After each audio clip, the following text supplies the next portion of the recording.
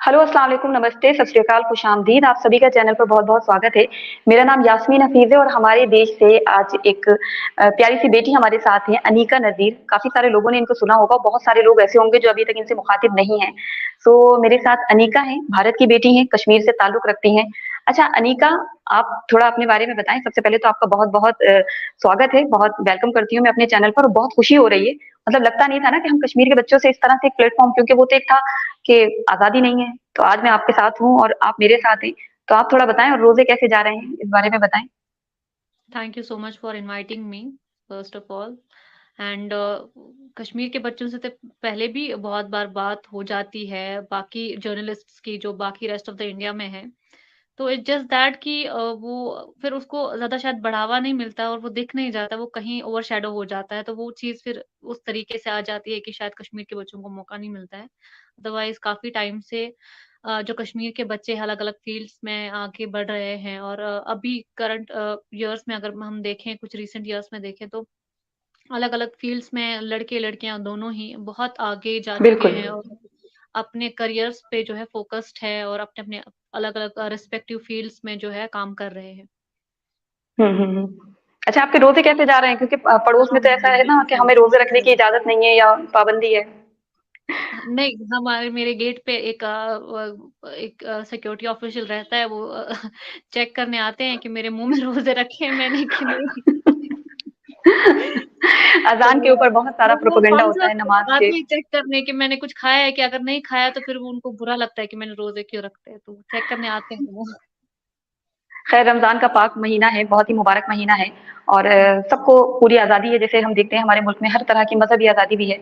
आपका मैंने जोश टॉक पे एक बहुत ही एक पावरफुल स्टोरी आपकी देखी थी। हम कश्मीर पे बात करेंगे, लेकिन उससे पहले चूँकि आप भारत से हैं, भारत की बेटी हैं, पहले आप इंसान हैं और कश्मीर, कश्मीर, कश्मीर वो आप भी नोइंग हो जाती होंगी, कभी-कभी आपको भी लगता होगा कि मैं एक बेटी हूँ, मेरा उस तरह से भी तो सुनो।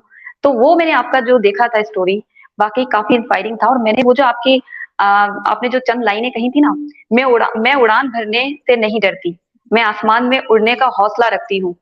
मैं बेटी हूँ तो क्या हुआ, मैं बेटे से ज़्यादा हुनर रखती हूँ। ये इतनी खूबसूरत लाइन्स और इतनी मज़बूती के साथ जो आपने कहा था, कुछ बताएँ उस बारे में?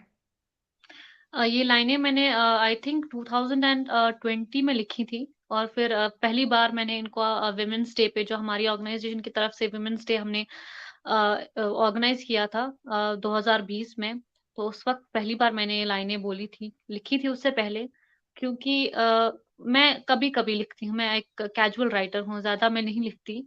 पोएट्री के हवाले से पोएट्री मुझे बहुत अच्छी लगती है, बट कभी-कभी जब कुछ स्ट्राइक करता है माइंड में तो उसी वक़्त लिख देती हूँ, फिर बाद में उनको जोड़ती हूँ या अल्फ़ाज़ को इधर-उधर कर देती हूँ, तो थोड़ा-सा मुझे लिखने का थोड़ा बहुत शौक है। तो ये वही लाइनें हैं, तो जब जोश टॉक्स की स्टोरी में मुझे इनवाइट किया गया था तो मेरी और भी बाकी स्टोरीज़ थी, मेरी पर्सनल लाइफ़ के रिलेटेड स्टोरीज़ थी। बट वो स्टोरी मुझे लगा ज़्यादा प्रेफ़र मैं करूँगी उस टाइम पे बोलना था क्योंकि मैंने उस फ़ील्ड में काम किया है, एज़ अ सोशल एक्टिविस्ट काम किया है या एज़ अ गर्ल जो मैंने देखा है अपनी लाइफ़ में फ्रॉम चाइल्डहुड टू नाउ तो बहुत सारी चेंजेज़ होती है एक लड़की की लाइफ़ में और बहुत सारे हर्डल्स भी होते हैं, बहुत सारे स्ट्रगल्स भी होते हैं बट जब हम कहते हैं ना कि women empowerment and all that उस चीज़ को हम तब अच्छे से डिफाइन कर पाते हैं ना कि जब एक लड़की के अंदर उसके दिमाग में वो मजबूती हो, उसे पता हो कि मैं कमज़ोर नहीं हूँ किसी भी तरीके से।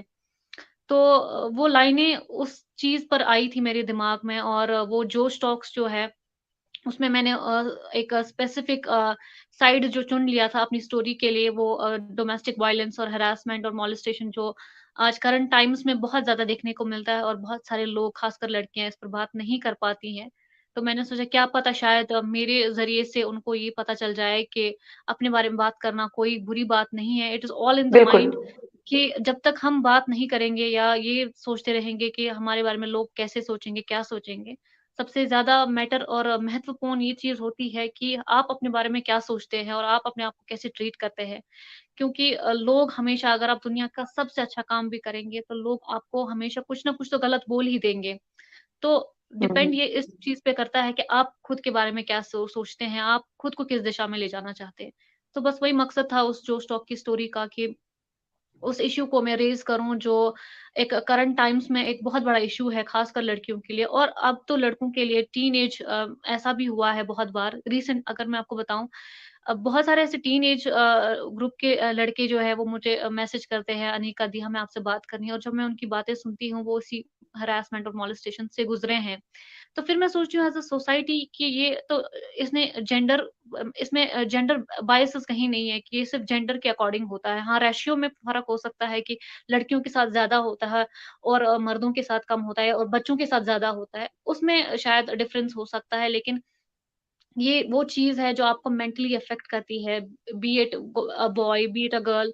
तो फिर उनकी स्टोरीज़ मैंने सुनी और किसी तरीके से उनको हेल्प आउट करने की कोशिश की, और वो चाहते थे कि उनकी स्टोरी मेरे थ्रू जो है शाया हो जाए विदाउट रिवीलिंग देयर कॉन्फिडेंशियलिटी, क्योंकि हमेशा इंसान को अपनी कॉन्फिडेंशियलिटी की मतलब हमेशा हुँ, फ़िक्र हुँ। रहती है कि मेरी कॉन्फिडेंशियलिटी, क्योंकि उस सोशल क्रिटिसिज़्म और सोशल एग्ज़ैक्टली। डिस्क्रिमिनेशन फिर होता है उनके साथ, तो उससे बहुत लोग डरते हैं। जैसे मैंने हिम्मत की, मैंने बताया अपनी स्टोरी को, या बाकी बहुत सारे ऐसे लोग हैं जो अपनी स्टोरीज़ को बताते हैं, लेकिन बहुत सारे लोग ऐसे हैं जो ऐसे मतलब बात नहीं कर पाते हैं।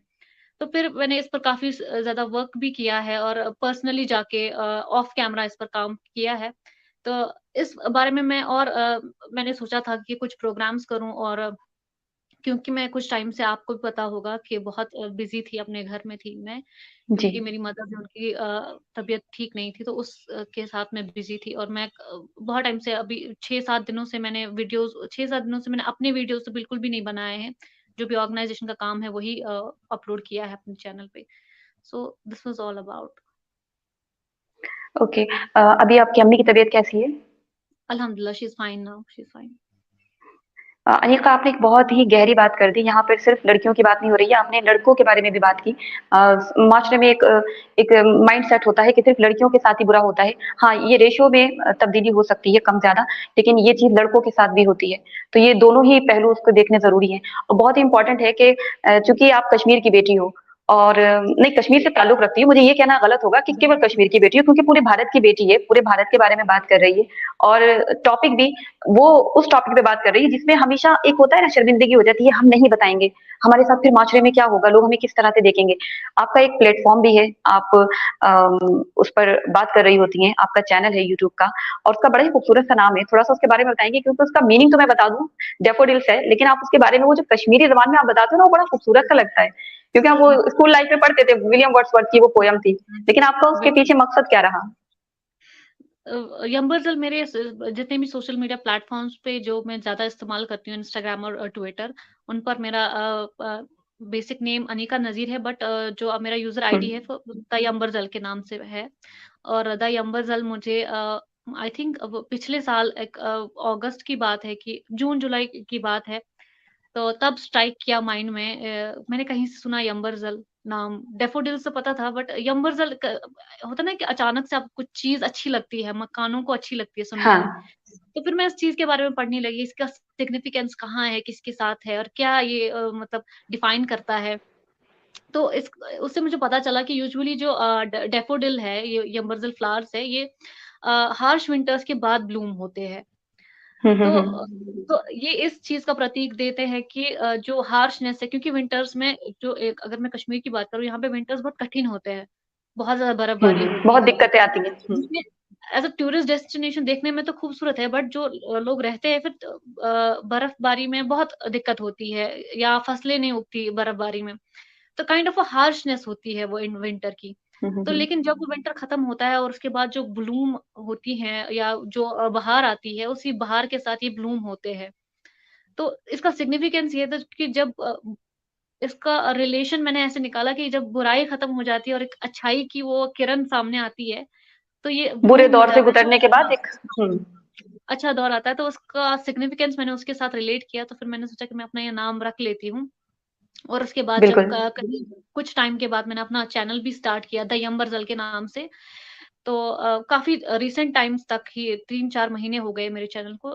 रिसेंटली अभी तक मेरा अभी उसका उसका नाम द नाम मैंने देखा, यम्बरज़ल। अनीका नज़ीर कर दिया है आपने उसका नाम। हाँ।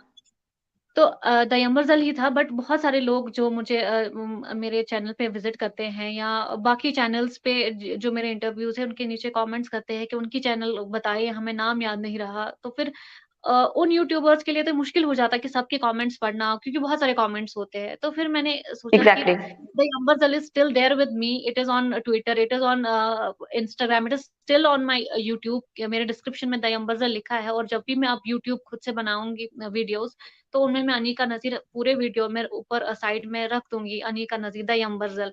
बट अभी के लिए बिल्कुल। अनीका नज़ीर नाम रखना ज़रूरी है, क्योंकि लोगों को कनेक्ट करने में बहुत मुश्किल हो रही है। तो एग्जैक्टली फिर मैंने एग्जैक्टली। जो नाम है जैसे द यंबरजल से अनीका नज़ीर कर दिया, सो दैट लोग इज़िली मेरे साथ कनेक्ट कर पाएँ। यम्बरजल बहुत ही यूनिक है, और जो जिसकी वो क्रिएशन है, जो आपके ज़हन में आया, वो उसको एक्सप्लेन करे तो ज़्यादा खूबसूरत लगता है। इसीलिए मैंने कहा कि आप उसको एक्सप्लेन करें ताकि लोगों के माइंड को क्लिक करे, और ऑब्वियसली आपका चैनल विज़िट करें और देखें कि कश्मीर के बच्चों के बारे में जो एक होता था ना, आज़ादी नहीं है, मीडिया पर आज़ादी नहीं है, प्रेस की आज़ादी नहीं है, किसी तरह से वहाँ की कोई तस्वीरें बाहर नहीं आती हैं, और वो सॉरी, बांग्लादेश, अफ़गानिस्तान, पता नहीं कहाँ-कहाँ की वीडियोज़ को कश्मीर के बच्चों के बारे में बोलकर वो दिखाया जाता था। फिर एक पहचान भी ऐसी बन गई थी कि केवल कश्मीर के बच्चे पत्थरबाजी हैं, उसके अलावा उनका कोई टैलेंट नहीं है। तो ये प्रोपेगेंडा एग्ज़ैक्टली। सेट होता है, और हमें पता है कैसे सेट होता है। तो इसीलिए मैंने स्टार्टिंग की, जो आपकी बात शुरू की आपके साथ, वो उन तमाम मुद्दों से की, क्योंकि बताना चाहती हूँ कि कश्मीर के बच्चे, वो उनकी एक पहचान है, वो भारत का बच्चा है, और वो ताल्लुक कहाँ से रखता है, जैसे उत्तर प्रदेश, बिहार, महाराष्ट्र वहां का बच्चा है, ऐसे ही वो कश्मीर का बच्चा है। लेकिन उसको एक इस तरह से एक दायरे में सेट करके उसके नाम पर प्रोपेगेंडा करना और दहशतगर्द बनाना, उससे लोगों को अब बाहर निकलना पड़ेगा, क्योंकि अनीका नजीर, नजीर का मतलब होता है मिसाल। और मैंने देखा था आपको, जो आपने अपनी स्टोरी बताई थी, ऑलराउंडर, वर्सटाइल, ऑफ कोर्स वो पर्सनालिटी में चीज झलकती है। तो इसलिए लोगों का कनेक्ट करना ना कश्मीर के बच्चों के साथ बहुत जरूरी है, और मैंने इसीलिए कहा कि आप एक्सप्लेन करो। अच्छा, आप एक मैंने देखा आप सेव यूथ सेव फ्यूचर एक इनिशिएटिव है, आप उससे जुड़े हुए हो, और जो यूथ एम्पावरमेंट का काम करता है, पीस बिल्डिंग का काम करता है, इस बारे में थोड़ा बताएं। और ये क्या सिर्फ जम्मू कश्मीर तक महदूद रहेगा, क्या ये पूरे भारत तक जाएगा? देखिए, save youth save future organization जो है, इसको आई थिंक 6 साल हो चुके हैं अब, और मैं इस ऑर्गेनाइजेशन के साथ 3 साल से जुड़ी हूँ।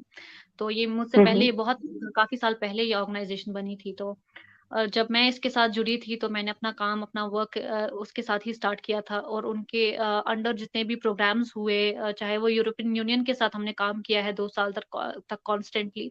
तो वो एक वो सफलतापूर्वक रहा, वो जो एक प्रोग्राम था, मेन प्रोग्राम यूरोपियन यूनियन के साथ। उसके अलावा कश्मीर में Kashmir premier women's Kashmir premier league जो है, जिसमें काफ़ी सारी वुमेन के जो टीम्स है, क्रिकेट टीम्स हैं, उन्होंने पार्टिसिपेट किया, वो सेव यूथ सेव फ्यूचर ने करवाया है। तो save youth save future basically एक यूथ बेस्ड ऑर्गेनाइजेशन है, जो यूथ ने ही खड़ी की है। एग्जैक्टली। हम्म। बट ये फिर यूथ तक ही सीमित नहीं रही, इसने अलग-अलग ब्रांचेस भी अपने रखे हुए हैं।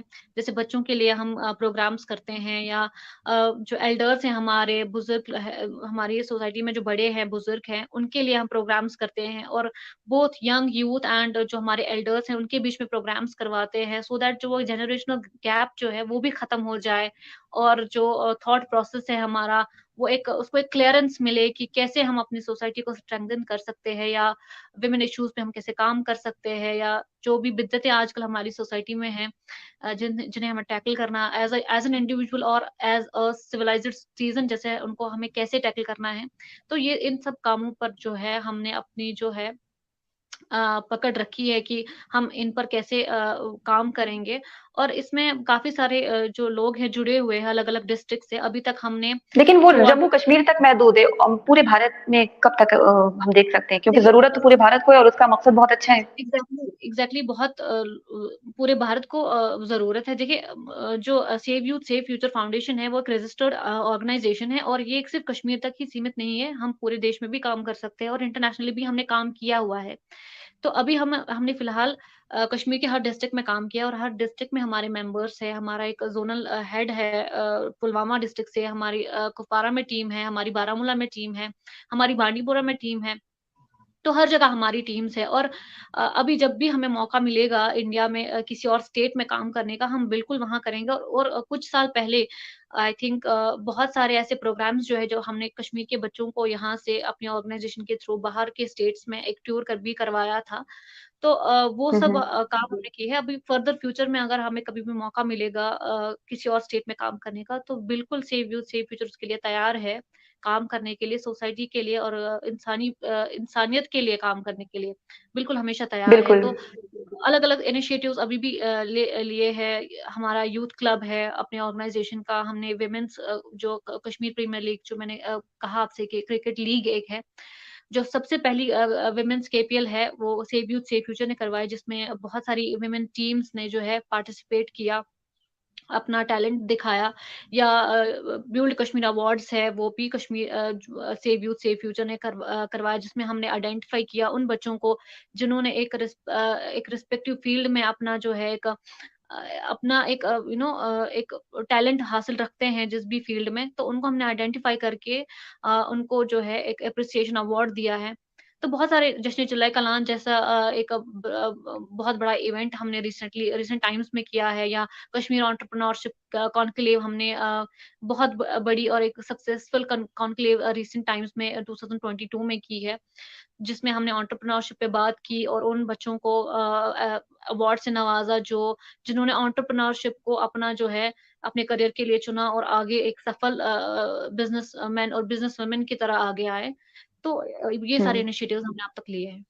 बेसिकली जिनमें काबिलियत है और जिनकी काबिलियत छुपी हुई है, आप उस सबको बाहर लाने का काम कर रहे हैं और इसीलिए मैंने कहा कि इसका दायरा, क्योंकि मिशन इतना खूबसूरत है ना, तो इसका दायरा सिर्फ जम्मू-कश्मीर तक ना रहकर रेस्ट ऑफ द इंडिया होना चाहिए। लोग जुड़ना चाहेंगे, ऑफ कोर्स जुड़ना चाहेंगे।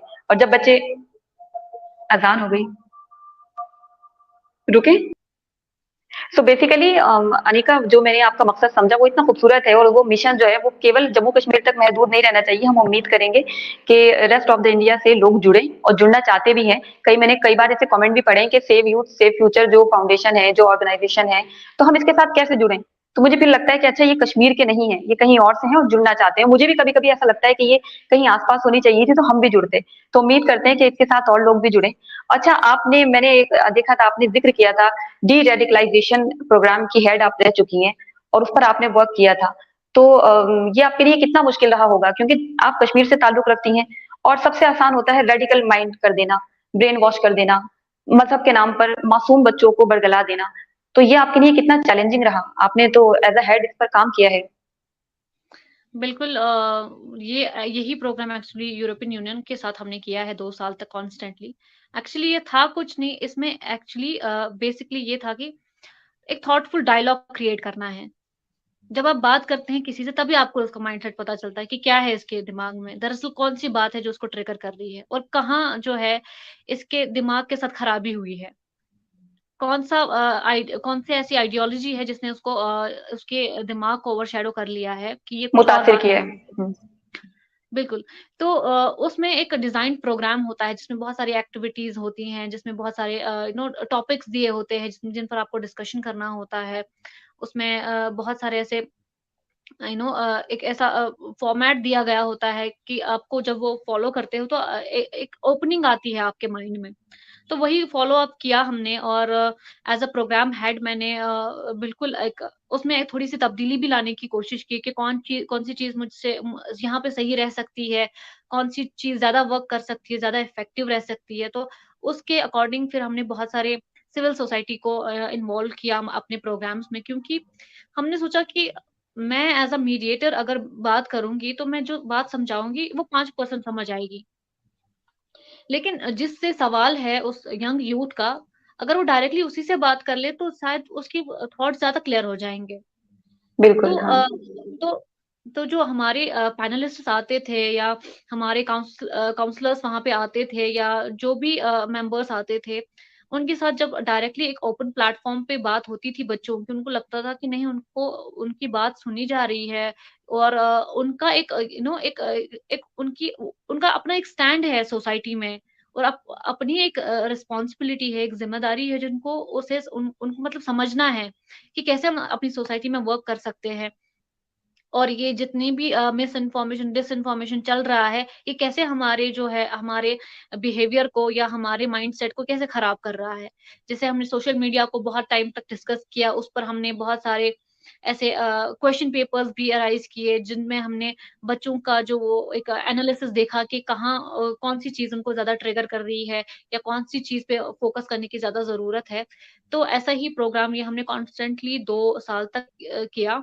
तो बहुत सारी एक्टिविटीज़ इसमें फन एक्टिविटीज़ भी थी या बहुत सारा ऐसा ये ऐसा भी था कि कि म्यूज़िकल एक्टिविटीज़ इसमें इन्वॉल्व करें या बाकी जो आर्ट है उसको इन्वॉल्व करे, सो दैट जो बच्चा है वो ओपन अप हो जाए और उसको कहीं न कहीं ये भी पता चले कि कहीं मेरा रुझान कहीं और भी तो नहीं है, मेरा इंक्लाइन मैं कहाँ कर रहा हूँ किसी और चीज़ की तरफ, सो दैट वो उसको भी फिगर आउट कर ले, या करियर ऑप्शंस उसके पास क्या है। यूजुअली करियर को लेकर बहुत जो लोग हैं वो कन्फ्यूज़्ड रहते हैं एक बहुत अरसे तक, बहुत एज तक। जैसे मेरे साथ में मैंने मेडिकल लिया 12th में, जबकि मेरी मर्ज़ी नहीं थी, बट मैं family told me to no, आप ले लो मेडिकल 10th के बाद तो आपका सही रहेगा, वही you are good in studies, but मेरा मन कहीं और सब्जेक्ट्स में था।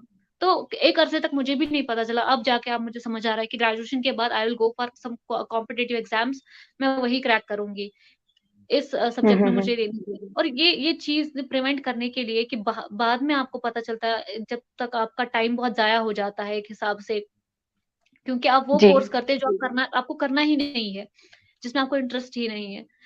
तो ये सारी चीज़ें जब हमने उनके सामने रखी, उनसे बात की, उनकी काउंसलिंग की, तो बहुत सारे यूथ ऐसा उभर के सामने आया कि हमें बहुत सारे ऐसे आर्टिस्ट्स वहाँ से निकल के आए, बहुत सारे ऐसे लोग जो बहुत ही ज़हीन हैं और कॉम्पिटिटिव एग्ज़ाम्स को क्रैक कर सकते हैं या अलग-अलग फ़ील्ड्स में जा सकते हैं। तो उनकी पार्टिसिपेशन को हम एक एनालाइज़ करते थे, उनको एप्रिशिएट भी करते थे, ताकि वो काइंड ऑफ एनकरेजमेंट उन्हें मिले, क्योंकि ऐसा होता है ना कि हुँ। किसी के 2 बोल जो एनकरेजमेंट के होते हैं, वो किसी इंसान को बहुत आगे ले जा सकते हैं।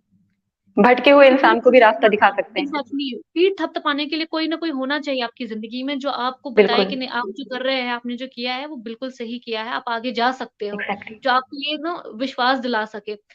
इंसान को अपने आप पे विश्वास खुद से होना चाहिए, उसको वेट नहीं करना चाहिए किसी के लिए, लेकिन फिर भी कहीं न कहीं वो इंसान होना चाहिए आपके पास जो आपको वो ना एक ट्रिगर करे कि नहीं, आप आगे बढ़ सकते हो, जो आपको मतलब शाबाशी दे कि नहीं, आपने अच्छा काम किया है। तो उससे क्या होता है, आपको एनकरेजमेंट मिलता है और आप और आगे जाने की कोशिश करते हो। तो बिल्कुल इस सही बात प्रोग्राम कही, के इंसानी चलते कम से जज़्बात। कम 5 से 10,000 यूथ अलग-अलग प्रोग्राम्स में हमारे साथ जुड़े और जिनके साथ हमने प्रोग्राम्स किए, और आज भी उनमें कई सारे लोग ऐसे भी हैं जो परमानेंट मेंबर्स हमारे हैं ऑर्गेनाइज़ेशन के साथ, और अलग-अलग डिस्ट्रिक्ट्स में जब भी हम जाते हैं, हमारे अपने मेंबर्स वहाँ पे होते हैं जो इन्हीं प्रोग्राम्स के थ्रू हमारे साथ जुड़े हैं, और वो नए प्रोग्राम्स में हमारे साथ ऐड होते हैं और सारा काम देखते हैं कि कैसे प्रोग्राम हम ऑर्गेनाइज़ करते हैं, और बिल्कुल उनमें ये शऊर आ गया है कि नहीं, एक प्रोग्राम जब आता है उनके एरिया में, तो ये एक पॉज़िटिव चीज़ आती है, और वो हमेशा कोशिश करते हैं कि हमारे ही एरिया में ये प्रोग्राम आए, या हमारे ही एरिया में हमारे ये प्रोग्राम आए।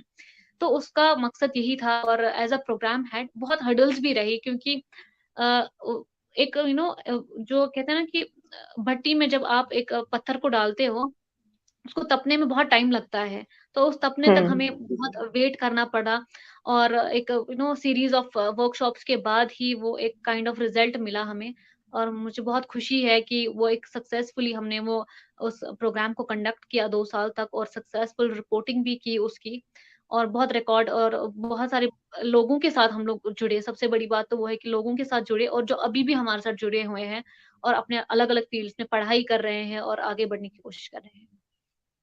बहुत ही इम्पोर्टेंट बात कही। और रेडिकल माइंड से प्रोग्रेसिव माइंड करने के का जो ये प्रोसेस रहता होगा, वो इम्पोर्टेंट तो रहता होगा, साथ ही साथ बहुत ज़्यादा चैलेंजिंग, बहुत ज़्यादा डिफिकल्ट रहता होगा आपके लिए।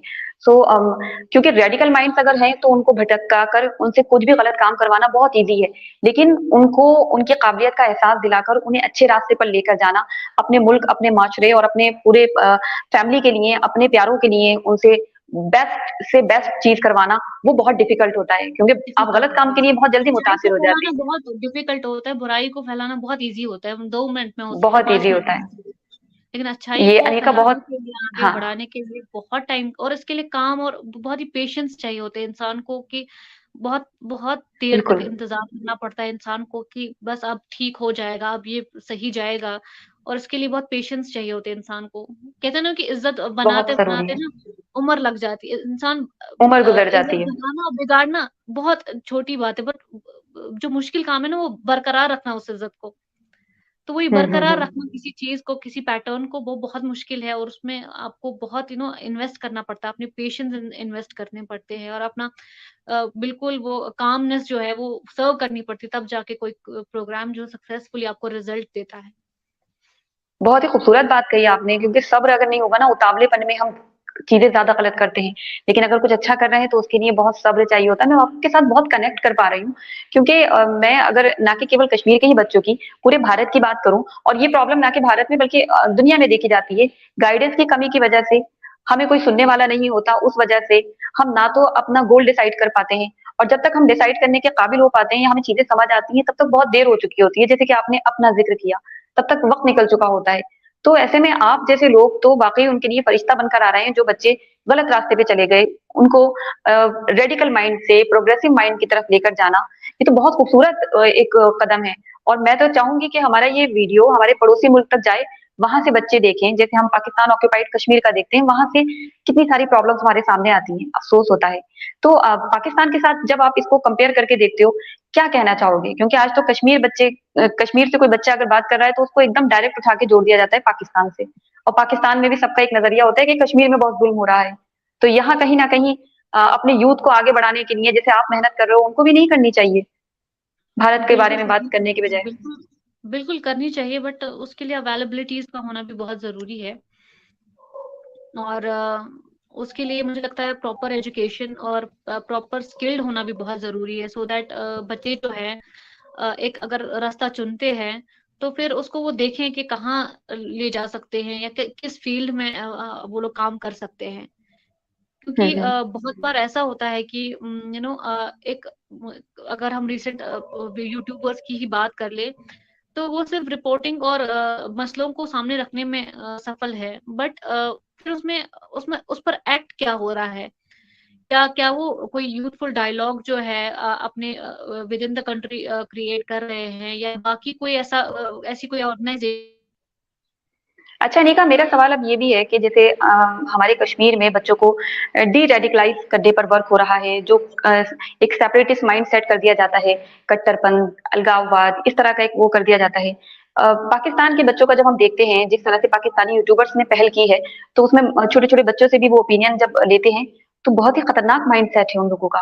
भारत को लेकर जिस तरह की वो बातें कर रहे होते हैं, वो उनको ना कि केवल घर से, बल्कि घर के बाद स्कूल से, स्कूल के बाद पूरे माशरे से, उनको भारत के खिलाफ, खास करके कश्मीर का नाम लेकर के, कश्मीर में जुल्म हो रहा है, बहुत कुछ गलत पढ़ाया जा रहा है, उसी वजह से दहशतगर्द बन रहे हैं। तो पाकिस्तानी यूट्यूबर्स को भी और पूरे पाकिस्तान को भी इस बारे में क्या कहना चाहोगे? क्योंकि सुनते हैं, देखते तो हैं। ये एक मतलब हमारे जो बड़े हैं ना, वो कहते हैं कि जो आग लगाने की कोशिश करता है किसी के घर में, वो आग एट द एंड उसी के घर में आके लग जाती है। तो उनके बिल्कुल। बच्चों का जो माइंड सेट है, जो जिस हिसाब से उनको तरबियत दी जा रही है, बड़े होके वो उनके ही काम आएंगे, क्योंकि इंडिया तो अलाउ नहीं करेगा उनको। इंडिया का डिफेंस सिस्टम इतना बेहतरीन है कि वो ऐसे जो अनासर हैं उनको टैकल कर सकता है, लेकिन ये अनासर जब अपनी ही कंट्री में रायता फैलाएंगे तो वो उनके लिए प्रॉब्लम है। तो अगर वो कोशिशें कर रहे हैं कि वो ऐसे अनासरों को जो है प्रमोट करेंगे और फिर इंडिया के खिलाफ इस्तेमाल करेंगे, तो ये उनकी कहते हैं ना बेवकूफ़ी है। और जो साबित भी हुई है कि उन्होंने अपनी बेवकूफ़ियों से आज उनके अपनी कंट्री में कितने क्राइसिस चल रहे हैं, हर जगह से लोग जो है उथल-पुथल मचा रहे हैं। आधे कह रहे हैं कि हमें इंडिया के साथ जाके मिलना है, आधे कह रहे हैं कि हमें अलग छोड़ दो, हमें आपके साथ नहीं रहना है। तो ये उसी का नतीजा है कि जो उन्होंने तरबियत दी है बच्चों को अभी तक, जो उन्होंने जनरेशंस को तरबियत दी है, उसी के चलते जो है आज उनका ये हाल है। जैसा बोएंगे वैसा काटेंगे। एग्ज़ैक्टली। पर अनिका, जैसे यहाँ से कोशिश हो रही है, आपने जैसे एक पहल शुरू की, सेव यूथ सेव फ्यूचर की, इस तरह से जो पाकिस्तान के यूथ हैं, जो अवेकिंग यूथ हैं, अवेयर हैं चीजों को लेकर, भारत पाकिस्तान के बीच की तमाम चीजें जानते हैं, क्या आप उनको नहीं कहेंगे कि वो इस तरह का भी कोई प्लेटफॉर्म तैयार करें? फॉर एग्जाम्पल यूट्यूबर्स को देखिए, मैं देखती हूँ, बहुत अच्छी उन लोगों की पहल भी होती है, काफी वो बात कर रहे होते हैं खुल के। बिल्कुल पहल तो अच्छी होती है, लेकिन देखिए आपको जब भी आप कुछ करना चाहें ना, तो इंसान को सबसे पहले सोचना चाहिए कि जिस इंसान का रैशनल माइंड है, वही एक प्रोग्राम को जो है या एक काम को जो है सक्सेसफुल बना सकता है। अगर मैं ये माइंडसेट लेके चलूँगी कि मेरी कंट्री में ये तो माइनॉरिटी है और ये दूसरे धर्म से है, तो मैं इसके साथ तो काम नहीं करूँगी, उसके साथ काम नहीं करूँगी, इसके साथ नहीं चलना, उसके साथ नहीं बैठना, तो फिर इससे कुछ नहीं होगा, मैं काम नहीं कर पाऊँगी। तो जब एक हम्म। लीडर चलता है, वो सबको साथ लेके चलता है, वो ही सही मानों में लीडर होता है।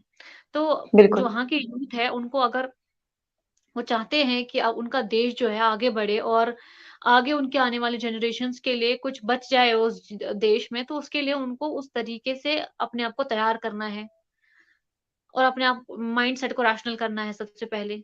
नफ़रतें नहीं फैलानी है।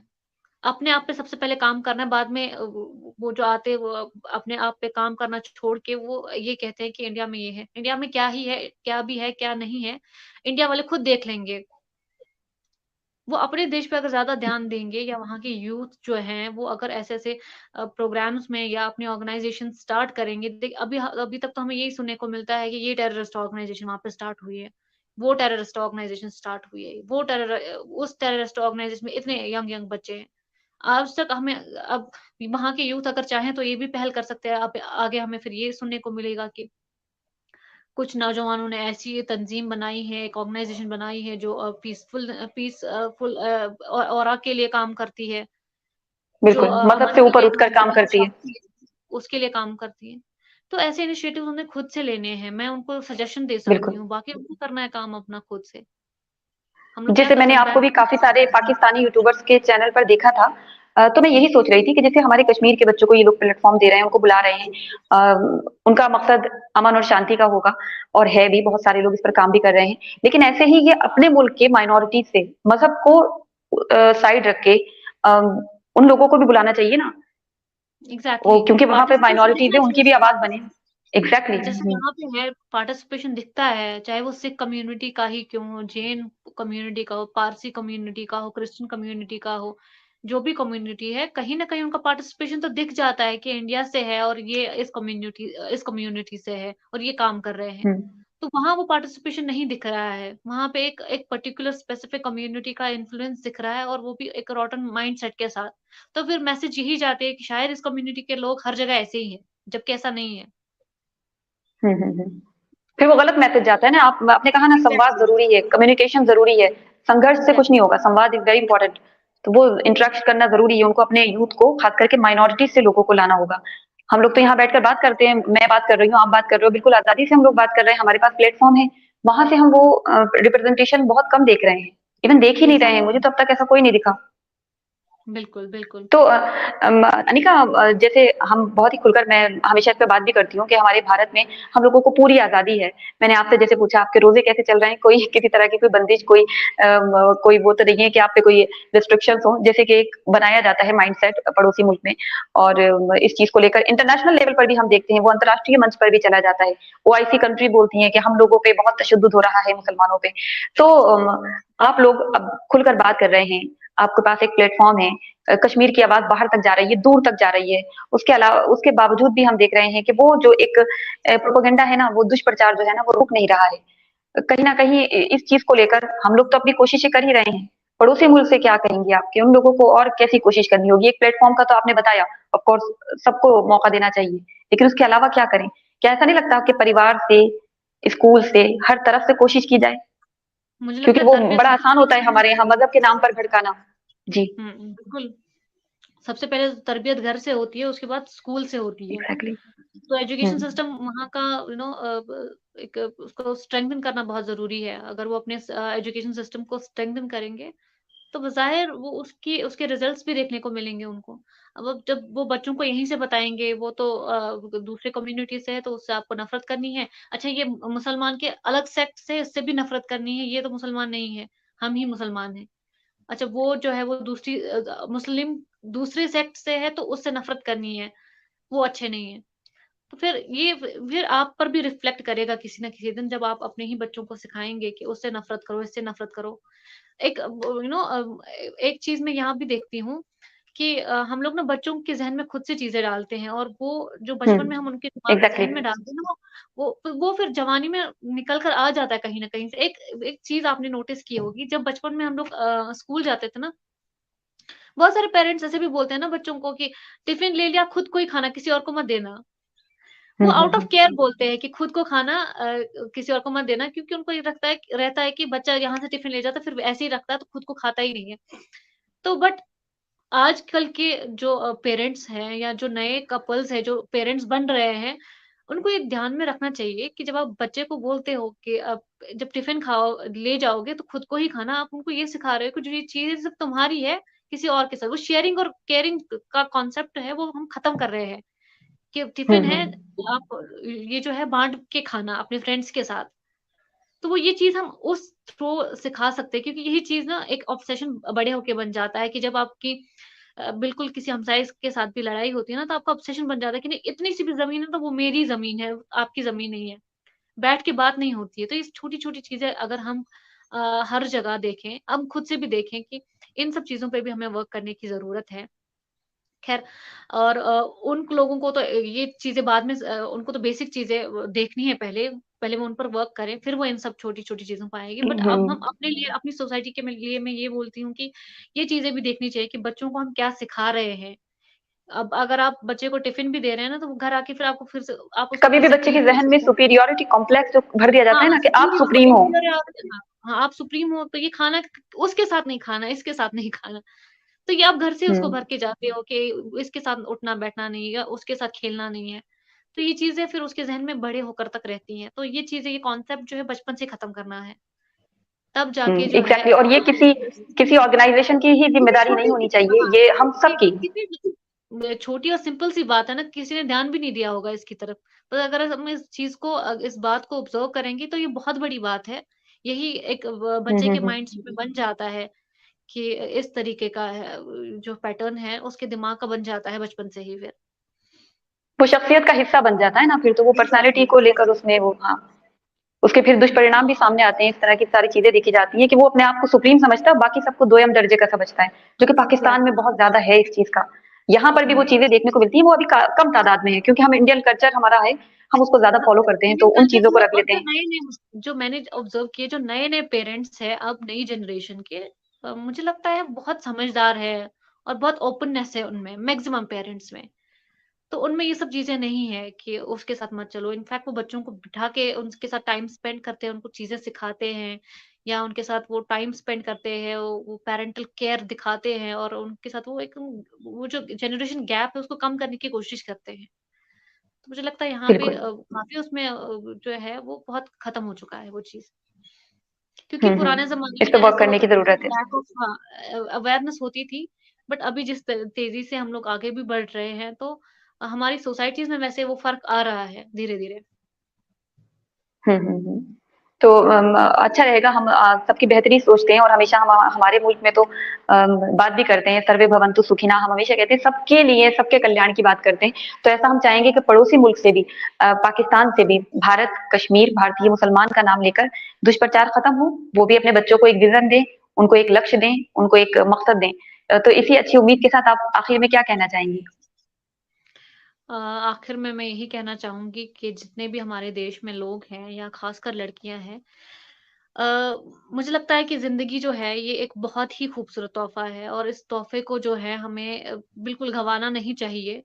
और इस तोहफ़े में हमें ज़िंदगी के बहुत सारे फ्लक्चुएशंस देखने को मिलते हैं, ज़िंदगी में उतार-चढ़ाव देखने को मिलते हैं।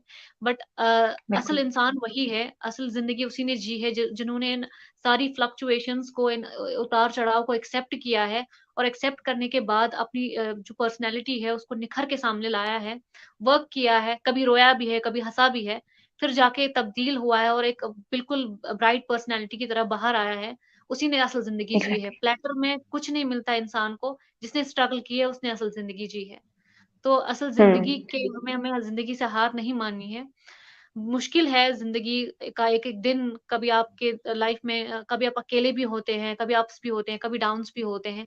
बट जितनी आप में स्ट्रेंथ आप डेवलप करेंगे, वो आप में आपको आगे जाके जो है फ़ायदा देगी और आपकी ज़िंदगी एक रोशन मिसाल की तरह आपके समाज में हमेशा रहेगी। बिल्कुल। वो रहमदिली का जो एक वो है ना अच्छाई वो अपने अंदर ज़रूर ले आएँ, तभी हम दूसरे की बिल्कुल, भी तकलीफ़ को समझ पाएँगे और अपने आप की जो एग्ज़ैक्टली। तकलीफ़ है, उससे हम दूसरे को कनेक्ट कर पाएँगे, जो कि बहुत ज़रूरी है आजकल हर एक माशरे के लिए। ना कि केवल मैं भारत की बात कर रही हूँ, बल्कि आज दुनिया में देखिए ये बहुत ज़रूरी हो गया है। तो बहुत ही खूबसूरत लगा आपसे बात करके, इतनी अच्छे चीज़ें आपने हमारे साथ शेयर की बहुत अच्छा लगा और मैं चाहूंगी कि मैं दोबारा आपके साथ जुड़ूं, क्योंकि अभी बहुत सारी बातें मेरी रह गई जो मैं खास करके हमारे माशरे से, मैं मुस्लिम कम्युनिटी की बात करूं तो लड़कियों से मुताल्लिक थी, जो उनके डाउट्स होते हैं काफी सारी लड़कियों ने मेरे साथ भी शेयर किए हैं, लेकिन वो खुद अपने आप से शेयर नहीं कर पाती हैं। तो मैं बिल्कुल चाहूंगी कि कभी हम अनीसा के से उस बारे में भी बात करें। और कश्मीर के हवाले से तो हमने आपको काफी सुना है, बहुत सारी चीजें आपने बहुत डिटेल्स में एक्सप्लेन की हैं, इसलिए मैंने वो क्वेश्चन भी रिपीट नहीं किए जो आपसे बार बार पूछे जाते हैं। बहुत शुक्रिया अनीसा, फिर मिलूंगी इंशाल्लाह आपसे, और उम्मीद करेंगे कि आपकी अम्मी और अच्छी सेहत दे अल्लाह उन्हें, लंबी उम्र जिए। आमीन। और बहुत बहुत शुक्रिया, फिर मिलेंगे। बहुत हाँ, शुक्रिया। Thank you. अल्लाह हाफिज, जय हिंद। जय हिंद।